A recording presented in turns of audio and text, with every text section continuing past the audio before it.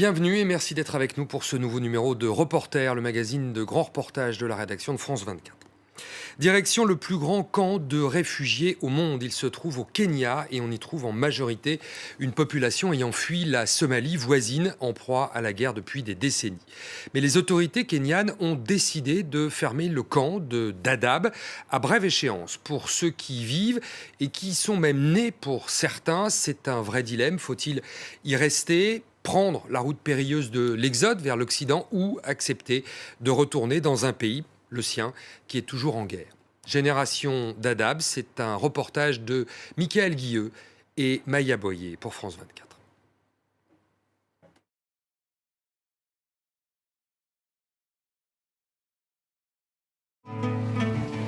Ils ont grandi au milieu de nulle part. Des milliers d'enfants élevés dans ces rues, sous ces cabanes, en toile ou en tôle. La plupart d'entre eux n'ont rien connu d'autre. Il y a 25 ans, leurs parents ont fui la guerre en Somalie.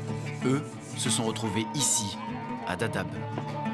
Mais ça veut dire quoi, grandir dans le plus grand camp de réfugiés du monde? Voici l'histoire de 3 enfants de Dadaab. Je m'appelle Sagaro. Je suis né dans ce camp il y a 19 ans. À 12 ans, j'ai dû quitter l'école pour monter mon commerce et nourrir ma famille. Mon but, c'est de devenir un grand businessman. Businessman dans un camp de migrants, ça peut paraître surréaliste. Mais Dadaab est aussi la 3e ville du pays, 280 000 habitants. Une ville-prison dont il est interdit de sortir.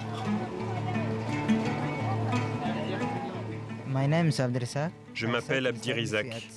J'ai commencé à étudier à 16 ans quand je suis arrivé à Dadaab.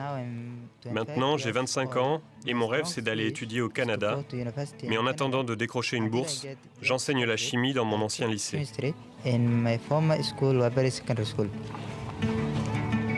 Les demandes d'asile sont nombreuses, les admissions trop rares.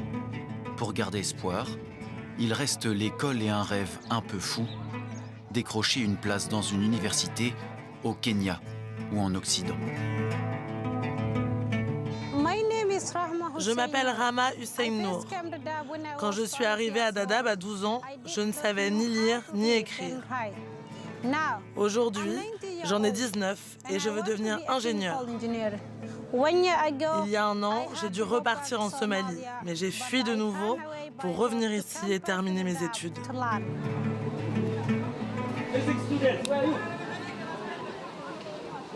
Jour d'examen au lycée de Rama. À l'abri du soleil, partout dans la cour, les étudiants révisent. Certains ont risqué leur vie pour rejoindre Dadaab et bénéficier de l'éducation gratuite dispensée par les ONG. Chez eux, en Somalie, l'école est réservée à l'élite.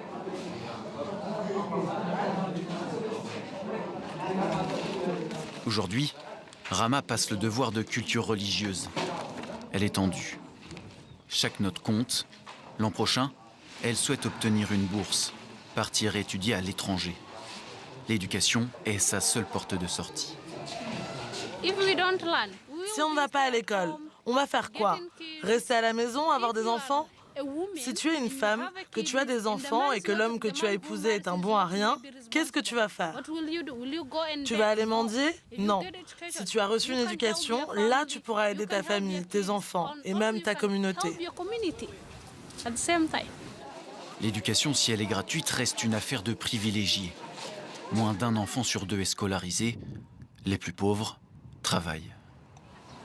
Dadaab est divisé en 5 camps ouverts au fur et à mesure des différentes vagues migratoires.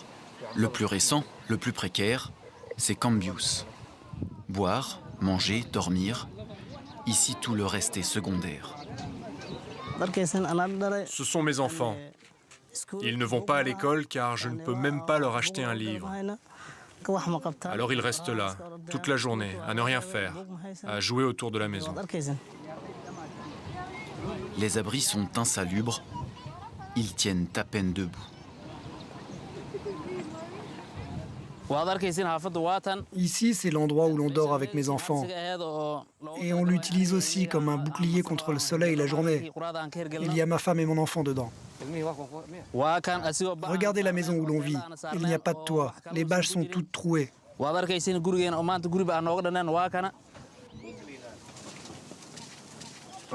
Ali Farah fait partie des derniers arrivants.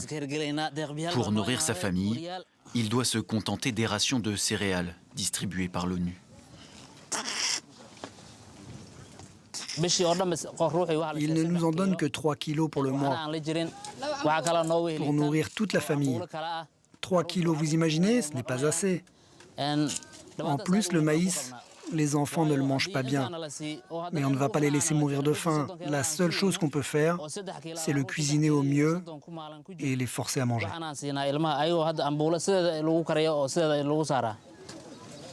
À Cambius, la plupart des enfants arrêtent l'école après la primaire. Et le camp tout entier manque de place de collège. Les élèves sont triés par un examen d'entrée, souvent l'obstacle de trop. Seul un enfant sur 5 y accède. Sagaro fait partie des laissés pour compte. Il y a 6 ans, il a dû quitter le chemin de l'école et prendre celui du marché.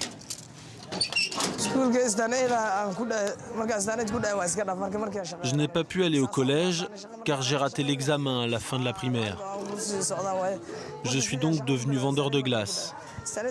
Et avec l'argent que j'ai gagné, j'ai pu acheter un stand de jeux vidéo. C'est comme ça que je nourris ma famille, en travaillant toute la journée. Et quand il me reste un peu d'argent, c'est pour moi. 10 centimes la partie, et Sagaro ne fait pas de cadeau. Hé, qu'est-ce que tu fais? Tu crois que tu vas faire une nouvelle partie sans payer? Dans son stand en tôle entouré de ses jeunes clients, il oublie le camp. Ce rêve grand homme d'affaires. Il faut que je réussisse, que je devienne riche. Je veux être un grand businessman, mais pour l'instant, je n'ai pas beaucoup d'argent. Donc je vais continuer à travailler dur jusqu'à en avoir beaucoup. De l'argent dans ce camp de réfugiés, il y en a. Une économie parallèle s'est développée. Les sacs de riz de l'ONU sont revendus, rachetés. Les plus riches possèdent des restaurants et des hôtels. Seule interdiction, sortir du camp. Dadaab est devenu trop petit pour Sagaro. Ses rues, trop étroites. Je suis né ici, dans ce quartier. Je connais tout le monde depuis tout petit.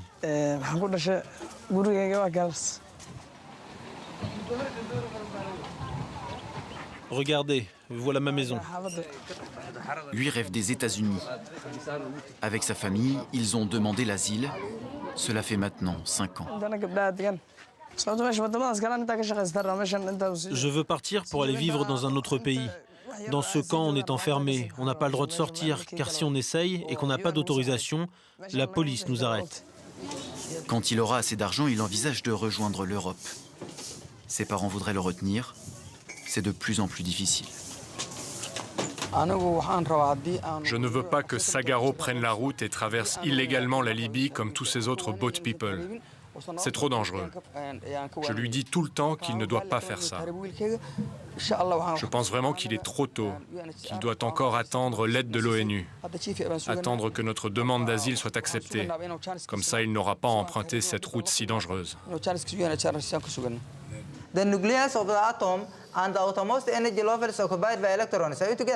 Son ticket pour sortir de Dadaab, Abdirizak, lui, pensait l'avoir à portée de main. Il y croyait, au message peint sur la porte d'entrée de son école. Entrez pour apprendre, sortez pour diriger. 2 ans après son diplôme, il est toujours bloqué ici, professeur de chimie dans son ancien lycée. Ses amis ont obtenu la bourse pour aller au Canada dont il rêvait, pas lui. Chaque année sur 1000 élèves, seule une quinzaine la décroche. Les chances sont infimes, même pour les meilleurs étudiants.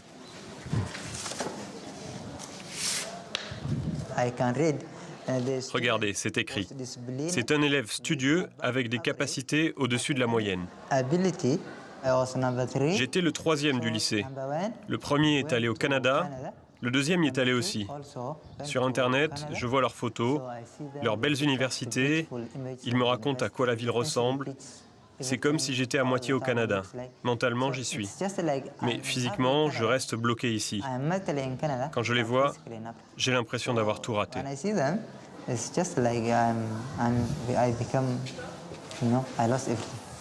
Abdirizak garde espoir. Il est sur liste d'attente pour intégrer une autre université au Kenya. Mais le temps joue contre lui. Devant les bureaux de l'ONU, les réfugiés se pressent. Ils veulent retourner en Somalie. Une menace plane au-dessus de ses voiles, la fermeture du camp. Tous ces migrants, le gouvernement kényan n'en veut plus. Il offre 400 $ à ceux qui acceptent de partir. Une fortune ici. 8 fois le salaire mensuel d'Abdirizak. Difficile à refuser pour sa mère adoptive. Et même si son fils pourrait bientôt aller à l'université au lieu de corriger des copies, elle a déjà trop attendu. Je l'ai toujours soutenu pour qu'il aille au Canada, mais on l'en a empêché. Et maintenant, ça le rend malade. Il y pense tout le temps. La nuit, je l'entends, il parle seul. Parfois, il reste éveillé plusieurs jours d'affilée. Et moi, je commence à déprimer ici. Je lui dis, maman, attends encore un mois, il n'y aura pas de problème. Le gouvernement ne va pas nous forcer à rentrer.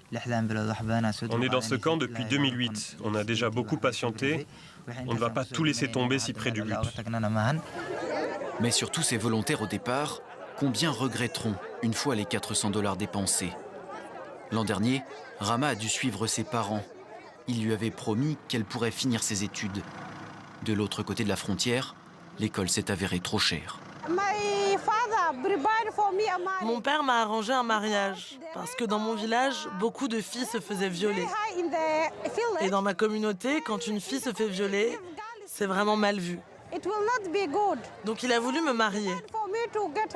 Il m'a présenté un homme et m'a dit « Voilà, c'est ton mari ». Mais je lui ai dit non.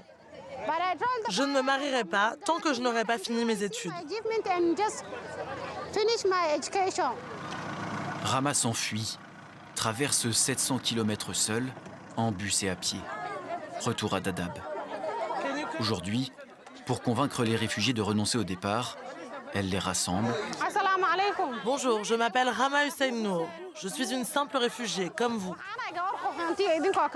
Et raconte ce qu'elle a vu. Il n'y a pas de travail là-bas, pas d'école. Écoutez-moi, j'en suis sûre, beaucoup de mères vont pleurer parce que vos enfants se feront embrigader par les djihadistes. Il n'y a rien d'autre là-bas.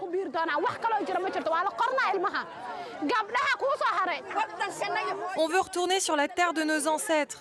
Ils veulent qu'on parte et nous sommes prêts. On veut que l'ONU nous aide à partir. Retournez chez nous, même si notre pays est en train de brûler. Je vous en prie, il n'y a rien chez nous. Restez ici pour que vos enfants aillent à l'école. Pour beaucoup, la décision est déjà prise. Ils plient leurs maigres bagages.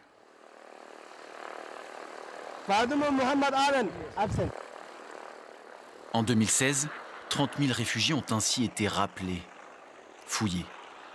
Certains n'ont jamais mis un pied en Somalie, mais pour le Haut Commissariat aux réfugiés, c'est bien leur pays. Étrange chez soi qu'il va falloir découvrir pour faire sa vie, ou de nouveau, fuir.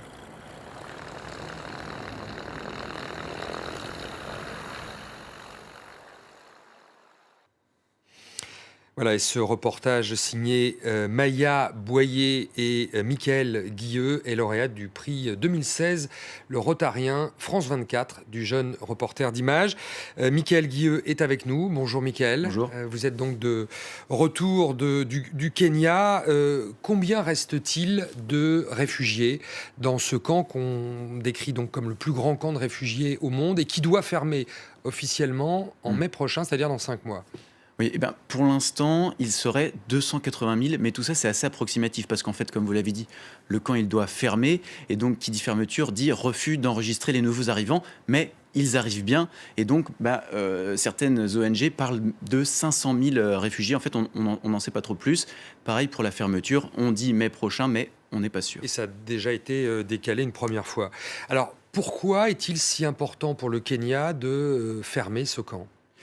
Mais en fait, c'est un enjeu électoral. Cette année, c'est une année d'élection, l'année 2017. Donc, il s'agit pour le gouvernement de montrer les muscles, montrer en fait qu'il maîtrise la situation. Il y a aussi un vrai problème, c'est qu'il est vieux, il a 25 ans, donc très vétuste. Il faudrait changer. Et puis, il y a la sécurité. C'est ça l'enjeu qui est évoqué pour 2017 pour les élections au Kenya.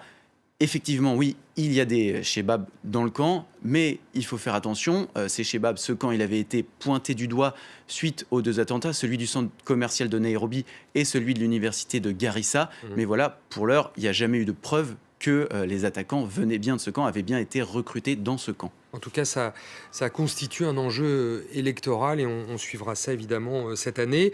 Alors, quelle est la situation dans cette Somalie voisine où on invite ces réfugiés à retourner, car après tout, c'est leur pays? Souvent, pour eux, en fait, c'est la désillusion. La désillusion. Ceux qu'on a rencontrés, désillusion. Ils partent souvent, comme on l'a vu dans le reportage, pour les $400 qui leur sont proposés. Mais voilà, on ne leur donne pas plus d'informations sur leur pays. Et puis, ce qu'ils découvrent là-bas, c'est un pays quand même où, il faut le rappeler, la crise alimentaire menace 5 millions de personnes. Et puis, surtout, et ça, ils ne s'y attendent pas, les milices shebabs qui recrutent de force dans beaucoup de villages. Et donc, ça se termine souvent par soit un retour à Dadaab, soit un retour dans d'autres camps de migrants, comme par exemple en Éthiopie. Merci beaucoup, Michael Guilleux, de ce reportage au sein du plus grand camp de réfugiés au monde. C'est la fin de ce reporter. Merci à vous de l'avoir suivi. On se retrouve la semaine prochaine pour un nouveau numéro sur France